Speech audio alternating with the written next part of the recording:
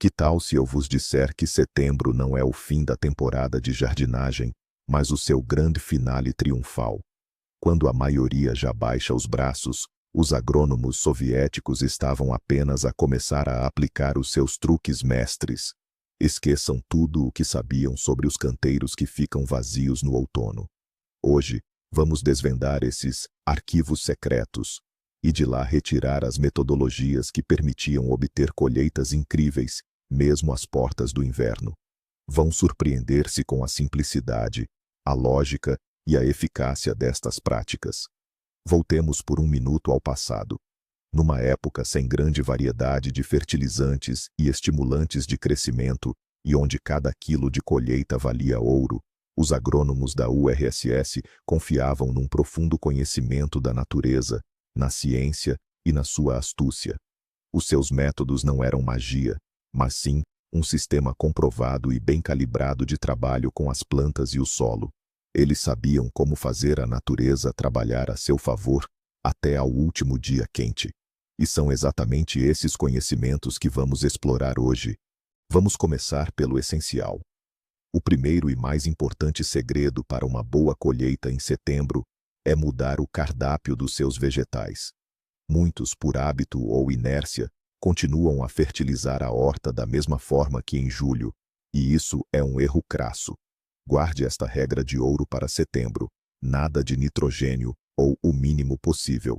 O nitrogênio estimula o crescimento de massa verde, novas folhas e brotos. E para que precisamos deles agora? Logo o frio vai chegar, e toda essa folhagem delicada vai simplesmente congelar, roubando energias preciosas da planta. Nosso objetivo não é estimular o crescimento excessivo de folhagem, mas sim direcionar toda a energia para os frutos e raízes. Por isso, mudamos o foco para dois outros elementos cruciais: fósforo e potássio. O fósforo é o maestro do amadurecimento. É ele quem ajuda os frutos a encorpar, ganhar cor e acumular nutrientes mais rapidamente. E o potássio é o verdadeiro super-herói do outono. Ele é responsável pelo sabor, tornando os frutos e raízes mais doces. Aumenta a imunidade das plantas contra doenças. E o mais importante, o potássio aumenta a resistência ao frio, preparando as plantas para as primeiras geadas. O que usar? A opção ideal é o monofosfato de potássio, ou então, pode-se usar superfosfato e sulfato de potássio. E para os amantes da jardinagem orgânica, a boa e velha cinza de madeira, rica em potássio e micronutrientes. Certo, a questão da nutrição está resolvida. Mas mesmo a planta mais bem nutrida não dará frutos se simplesmente congelar. Por isso, o segundo segredo é conservar o precioso calor diurno. Setembro é muito traiçoeiro. Durante o dia, o sol ainda pode aquecer bastante, mas à noite a temperatura cai bruscamente, por vezes, aproximando-se de zero. Para culturas que amam o calor, como tomate, pimentão e pepino, isso é um verdadeiro estresse que paralisa o amadurecimento dos frutos. O que faziam então os nossos engenhosos antepassados? Eles criavam mini-estufas literalmente do nada. A maneira mais simples é cobrir os canteiros à noite com um material de cobertura não tecido, como o agril. Basta estendê-lo sobre arcos baixos ou diretamente sobre as plantas. O principal é remover a cobertura pela manhã para que as plantas não cozinhem e recebam sua dose de sol. Mas existe uma tecnologia um pouco mais engenhosa: os acumuladores de calor.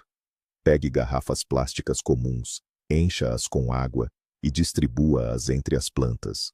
Durante o dia, a água nelas aquecerá com o sol, e à noite libertará lentamente esse calor, aquecendo o ar e o solo ao redor. O mesmo princípio funciona também com pedras grandes e escuras. Este é um método baratíssimo, mas incrivelmente eficaz para salvar a colheita das primeiras geadas e prolongar a estação por mais 2 ou 3 semanas. O terceiro pilar para uma colheita bem-sucedida em setembro é a rega adequada. É aqui que a maioria dos jardineiros cai na armadilha dos hábitos de verão.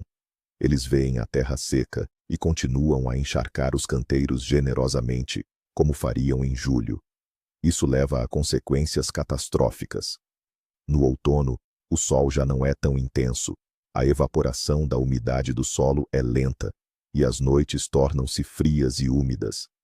A rega excessiva nessas condições é um caminho direto para o surto de doenças fúngicas, especialmente a requeima e o oídio. As raízes das plantas começam a sufocar e a apodrecer em solo frio e encharcado. Afinal, como regar corretamente?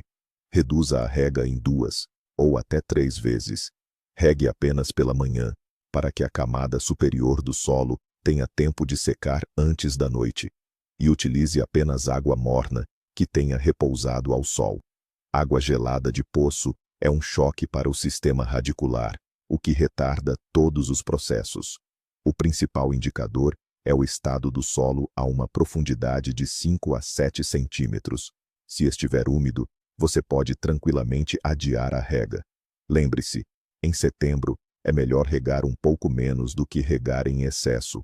E agora, a dica prometida para aqueles tomates teimosos que insistem em não amadurecer.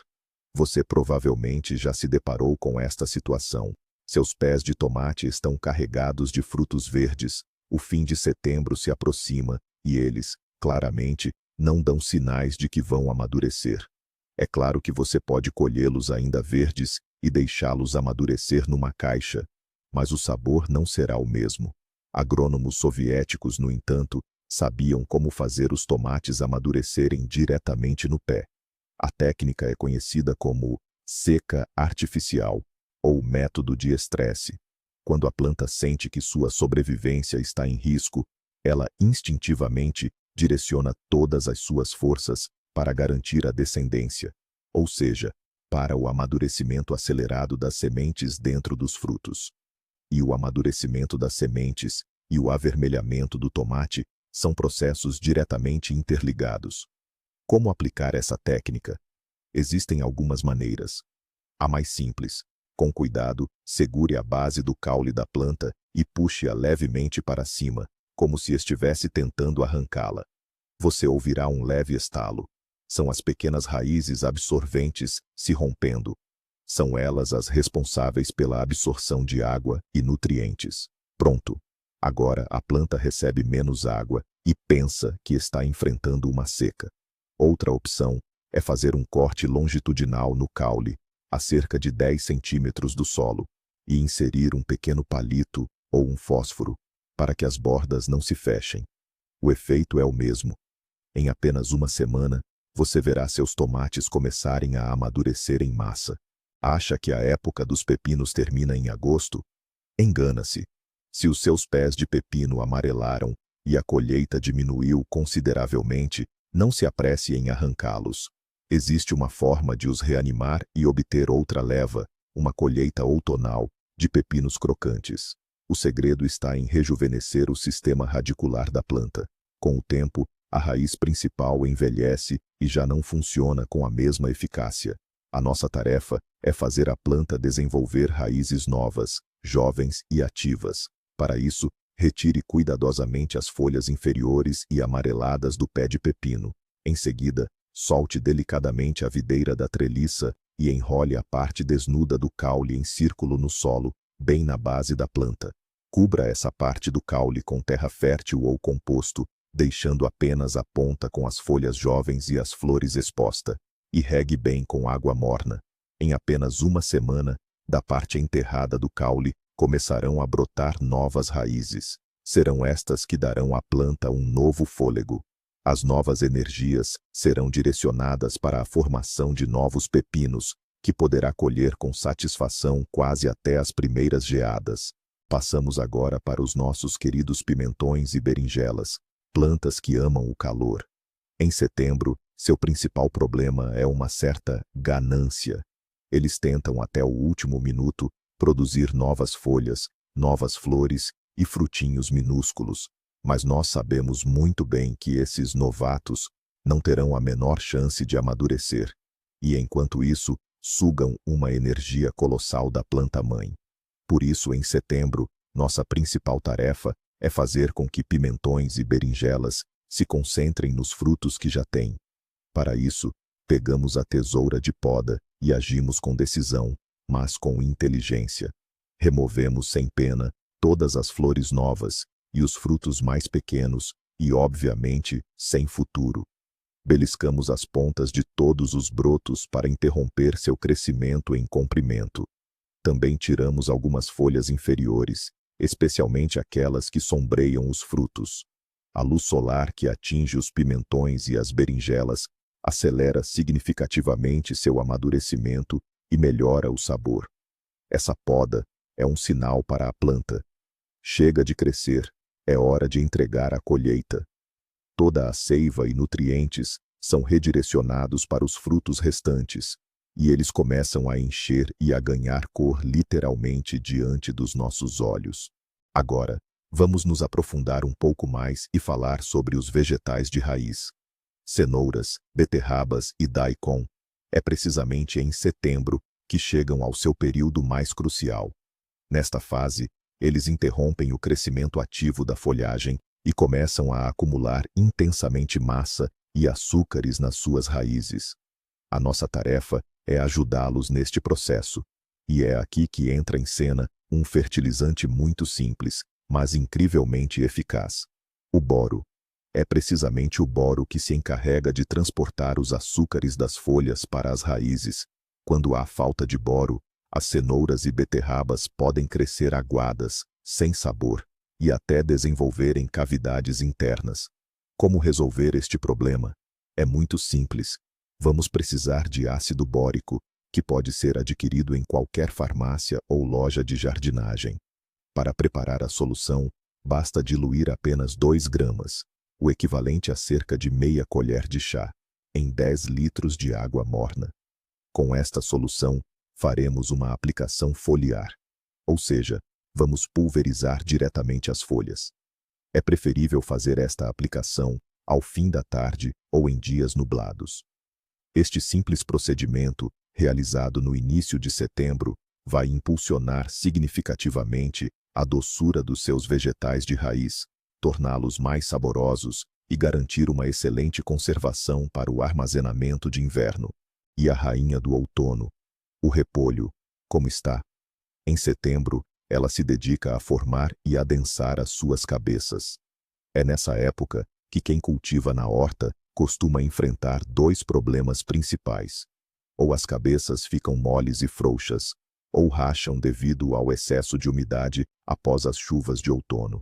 Mas os agrônomos soviéticos tinham uma técnica engenhosa para resolver ambas as questões. Se os repolhos não querem de jeito nenhum firmar e adensar, é preciso limitar um pouco a nutrição que recebem das raízes. Para isso, assim como se faz com os tomates, puxa-se ligeiramente o pé do repolho para cima, a fim de romper parte das suas raízes finas. Outra opção é cortar cuidadosamente as raízes de um lado com uma pá. A planta, ao sentir esse estresse, começa a armazenar nutrientes de forma mais ativa na cabeça. Já para proteger os repolhos que já estão firmes e bem desenvolvidos de rachar, a abordagem é inversa.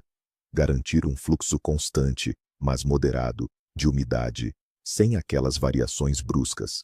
Para isso, cubra bem o solo ao redor do repolho com uma boa camada de cobertura morta, mulch, como grama cortada ou palha. A cobertura morta impede que o solo seque rapidamente e libera a umidade de forma gradual e uniforme. Dessa forma, mesmo depois de um aguaceiro, os repolhos não ficarão encharcados de água e permanecerão intactos e bonitos.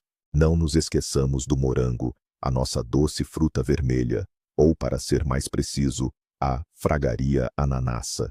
Setembro não é o fim da sua estação, mas o início da próxima. É neste momento que se prepara o terreno para a colheita futura, e os cuidados que você dedicar agora no outono determinarão se terá morangos abundantes em junho. O que fazer? Primeiro, realize uma limpeza sanitária. Remova sem dó todas as folhas velhas, doentes ou avermelhadas, deixando apenas o coração jovem e saudável da planta. Em segundo lugar, corte todos os estolhos, a não ser que pretenda multiplicar as suas plantas. Os estolhos consomem uma quantidade enorme de energia da planta-mãe, energia essa que ela precisa agora para formar as gemas florais para o próximo ano. E em terceiro lugar, e o mais importante, a adubação. Após a frutificação do verão, os pés de morango estão exaustos. Eles, tal como os vegetais, necessitam agora de fósforo e potássio. Pode usar um fertilizante complexo de outono com teor mínimo de nitrogênio. Ou pode seguir o método tradicional. Espalhar cinza de madeira sob os pés e incorporá-la levemente no solo. Isso fornecerá o potássio necessário aos morangos e os protegerá de doenças fúngicas. Este cuidado simples em setembro irá recompensá-lo com uma colheita abundante na próxima estação. O outono não é só tempo de colheita, mas também um período propício a doenças. A umidade, as noites frias e os nevoeiros criam condições ideais para o desenvolvimento de infecções fúngicas. As mais comuns são a requeima, fitoftora, em tomates e batatas, e o míldio pulverulento, oídio, em pepinos e abobrinhas. Quando os frutos estão quase prontos para a colheita, em setembro, a última coisa que queremos é aplicar produtos químicos agressivos. É aqui que entram em cena os remédios caseiros, seguros e eficazes, muito utilizados pelos jardineiros da antiga União Soviética. Contra a requeima, uma solução à base de iodo e leite funciona maravilhosamente. Para preparar, junte 1 litro de leite magro ou soro de leite a 10 litros de água e adicione 20 a 30 gotas de iodo comum de farmácia. A película de leite cria uma barreira protetora nas folhas, enquanto o iodo tem propriedades desinfetantes. É aconselhável pulverizar esta mistura a cada 7 a 10 dias. E para combater o oídio, nada melhor do que uma solução de barrilha, carbonato de sódio. Dilua 50 gramas de barrilha e 40 gramas de sabão azul e branco, ralado em 10 litros de água morna. O sabão ajuda a que a solução adira melhor às folhas. Estes tratamentos são totalmente inofensivos para as pessoas e para a colheita, mas criam um ambiente alcalino nas plantas, onde os fungos simplesmente não conseguem desenvolver-se. Vamos desmistificar agora um mito muito popular entre os amantes da jardinagem. Folhas de outono são lixo que precisa ser queimado. Para um agrônomo soviético, acostumado a aproveitar cada recurso ao máximo, tal afirmação soaria como uma heresia. A folhagem caída não é lixo, mas um fertilizante orgânico valiosíssimo, ouro grátis para sua horta. O que fazer com ela? Primeiro, é um material ideal para compostagem. Misturando as folhas com restos de grama, resíduos de cozinha e terra, em um ano você terá um composto de primeira qualidade, solto e nutritivo. Em segundo lugar, a serapilheira de folhas é a melhor cobertura morta para o inverno. Com ela, você pode cobrir canteiros com culturas de inverno, à base de árvores e arbustos, e canteiros de morangos. Uma camada de folhas protegerá o solo contra o congelamento, manterá a umidade e se tornará um lar para minhocas benéficas. Durante o inverno, as folhas começarão a se decompor, e na primavera, você terá um solo solto, estruturado e enriquecido com matéria orgânica. A única regra importante é: use apenas folhas de árvores saudáveis. Se suas macieiras ou pereiras estiveram doentes com sarna, essa folhagem deve, de fato, ser queimada para não espalhar a infecção. Continuando a falar sobre o solo, vamos abordar uma brilhante estratégia agrícola: o plantio de adubos verdes. A natureza não tolera o vazio, um princípio que os agrônomos soviéticos conheciam perfeitamente. Deixar os canteiros expostos e vazios no inverno, após a colheita, era visto como um sinal de má gestão. A terra desprotegida é facilmente levada pelas chuvas, erodida pelos ventos, compacta-se e logo se enche de ervas daninhas. A solução? Semear as áreas que ficaram livres com adubos verdes. Mas, afinal, o que são? São plantas que crescem rapidamente, formando uma densa massa verde que, posteriormente, é cortada e incorporada ao solo. Para a semeadura de outono, mostarda, aveia, centeio e facélia são opções ideais. E quais são os benefícios? Primeiramente, seu poderoso sistema radicular areja o solo de forma mais eficiente do que qualquer ferramenta manual. Em segundo lugar, a massa verde, ao se decompor, enriquece a terra com matéria orgânica e nutrientes essenciais. Em terceiro lugar, alguns adubos verdes, como a mostarda, liberam substâncias que desinfetam o solo, suprimindo o desenvolvimento de fungos patogênicos e repelindo pragas como a larva alfinete. Em resumo, você mata 3 coelhos com uma cajadada só. Melhora a estrutura do solo, fertiliza-o e o protege de forma natural. E na primavera, basta revolver a terra do canteiro, incorporando os adubos verdes que se desenvolveram, e ela estará perfeitamente pronta para um novo ciclo de plantio. Agora, vamos falar sobre a rainha da horta, a abóbora. Muitas vezes, devido a verões mais frescos ou curtos, as abóboras não conseguem amadurecer completamente no pé. Elas ficam pálidas e com a casca mole. Uma abóbora assim não vai durar muito tempo guardada.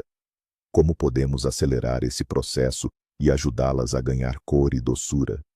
Existe um método comprovado: a poda seletiva. Assim que você notar que os frutos atingiram seu tamanho varietal, mas ainda não estão maduros, é preciso parar o crescimento da planta.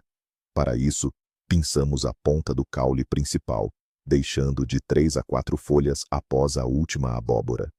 Também removemos todos os brotos laterais que não têm frutos. Dessa forma, a planta para de gastar energia com o crescimento da massa verde e redireciona toda a seiva para o amadurecimento das abóboras já existentes. Para acelerar ainda mais o processo, você pode colocar cuidadosamente uma tábua, um pedaço de telha ou ardósia debaixo de cada abóbora. Isso, em primeiro lugar, irá protegê-la do contato com o solo frio e úmido, prevenindo o apodrecimento. E, em segundo lugar, a tábua aquecerá ao sol e transmitirá calor adicional à abóbora, o que também contribui para um amadurecimento mais rápido. Muito além dos vegetais, nosso pomar também pede atenção especial. É em setembro que as árvores frutíferas, após a colheita, iniciam sua preparação para o inverno e, crucialmente, começam a formar os botões florais que darão origem à safra do ano seguinte. E a nossa missão é justamente ajudá-las nesse processo. Assim como nas hortaliças, o nitrogênio é desaconselhado para as árvores no outono. Elas precisam de uma adubação rica em fósforo e potássio. Essa combinação ajudará a madeira a amadurecer melhor, preparando-a para as geadas, além de fornecer a energia essencial para a formação desses botões frutíferos. Mas, como aplicar esses nutrientes da forma mais eficaz?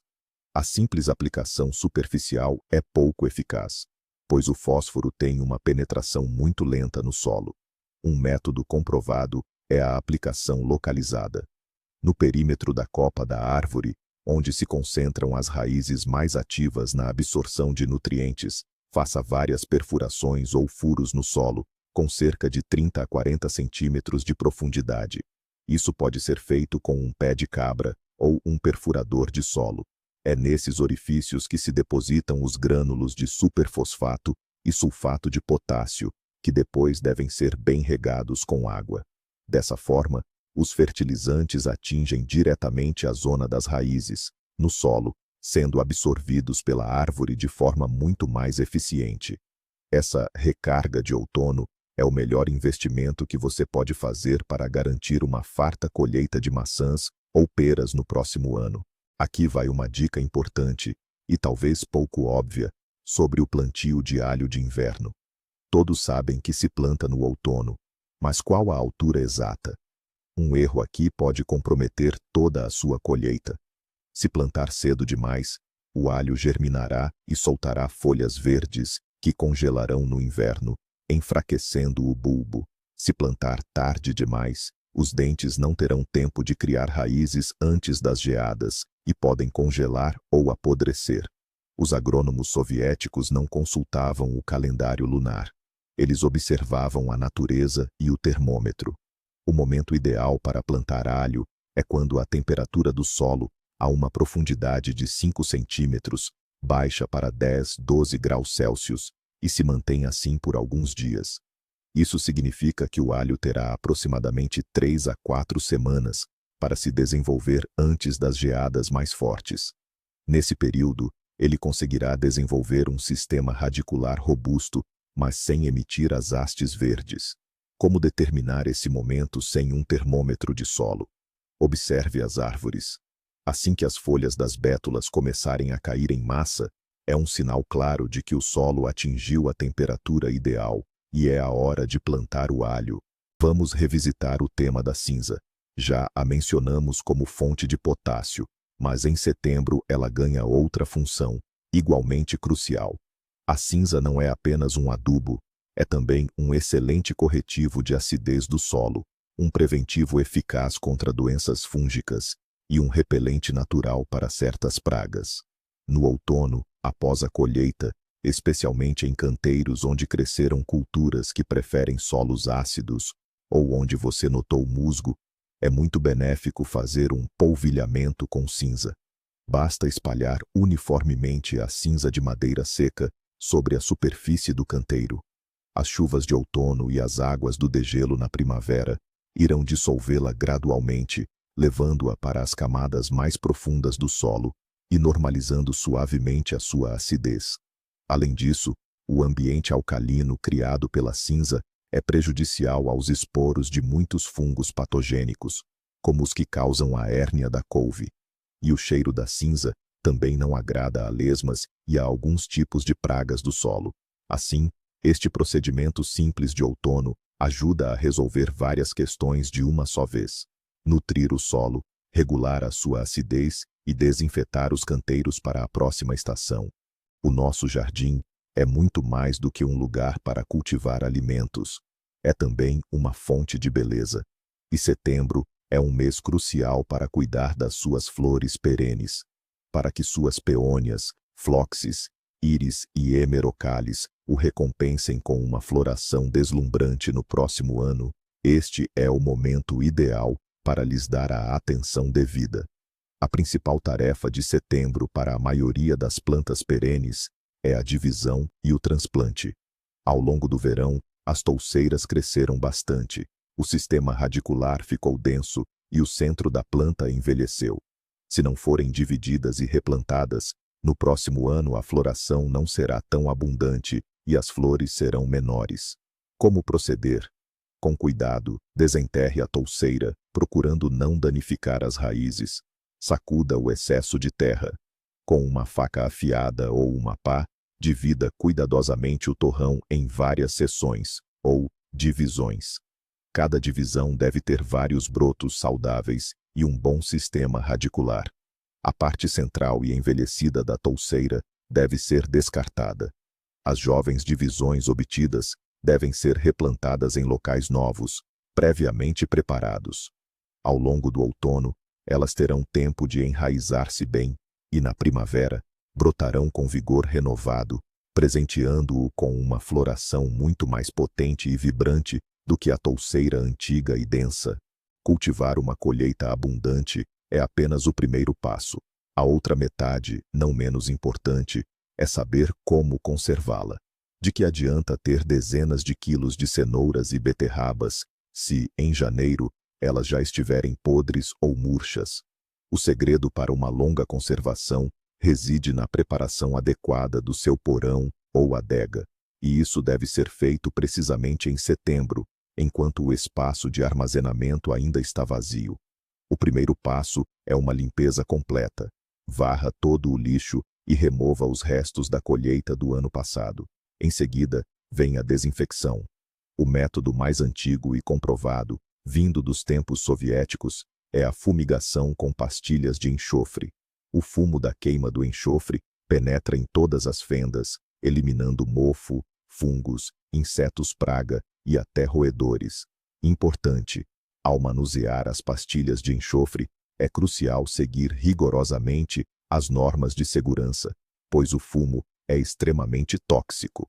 Após o tratamento, o porão deve ser bem vedado por alguns dias e, em seguida, ventilado minuciosamente por vários dias. É muito útil caiar as paredes e prateleiras com cal virgem recém-hidratada, adicionando sulfato de cobre. A cal criará um ambiente alcalino, letal para o mofo, e o sulfato de cobre potenciará o efeito desinfetante. Só depois desta limpeza e desinfecção completas é que o seu porão estará pronto para receber a nova colheita para o armazenamento de inverno. Depois de colher, muitos simplesmente fecham a porta da estufa à chave até a primavera. É um erro crasso que pode sair-lhe muito caro na próxima estação. Durante o verão, a estufa transforma-se num verdadeiro foco para doenças e pragas. No solo e nas estruturas, permanecem esporos de fitofóftora, cladosporiose, ovos de ácaros e moscas brancas. Se deixar tudo como está, na primavera, todo esse exército despertará e atacará as suas jovens mudas com força total. É por isso que a manutenção de outono da estufa não é um capricho, mas sim uma necessidade. O que fazer então? Em primeiro lugar, remova absolutamente todos os resíduos vegetais, folhagens, raízes e ervas daninhas. Devem ser retirados e queimados. Em segundo lugar, lave cuidadosamente toda a estrutura interna da estufa. O caixilho e a cobertura, policarbonato ou vidro, devem ser lavados com uma solução de sabão e depois enxaguados com água limpa. Isto removerá a poeira, a sujidade e a maioria das pragas. E em terceiro lugar, desinfete o solo. Pode regá-lo com uma solução de sulfato de cobre ou de ferro. Ou melhor ainda, como já referimos, semeie os canteiros com adubos verdes, como a mostarda. Ela não só vai sanear o solo, como também irá melhorar a sua estrutura. Esta limpeza geral em setembro é a chave para a saúde da sua futura colheita na estufa. E é aqui que chegamos ao ponto crucial, àquela verdadeira virada. Estavam à espera de um ingrediente secreto, de uma solução mágica ou de um feitiço. O principal segredo dos agrônomos soviéticos, afinal, não estava nisso. Ele residia numa abordagem sistêmica e na compreensão de que o jardim e a horta são um ciclo único. Eles não encerravam a estação em agosto, mas a conduziam suavemente para uma nova fase, a fase de maturação, acumulação de energia e preparação para a primavera seguinte. Enquanto todos à sua volta guardavam as ferramentas, eles já estavam a trabalhar na colheita do ano seguinte. Os seus trabalhos de setembro eram um investimento no futuro. Não lutavam contra a natureza, mas a ajudavam a concluir os seus processos da forma mais eficiente possível. É por isso que métodos simples, como o uso de adubos verdes, podas adequadas e fertilizações de outono, produziam resultados tão impressionantes.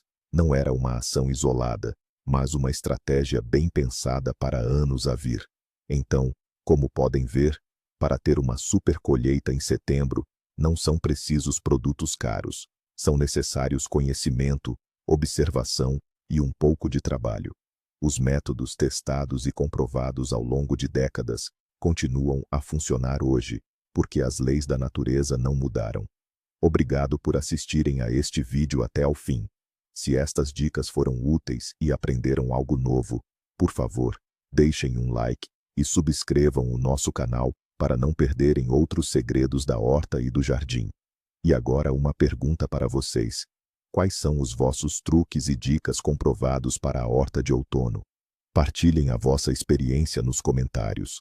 Vamos construir juntos a melhor base de conhecimento.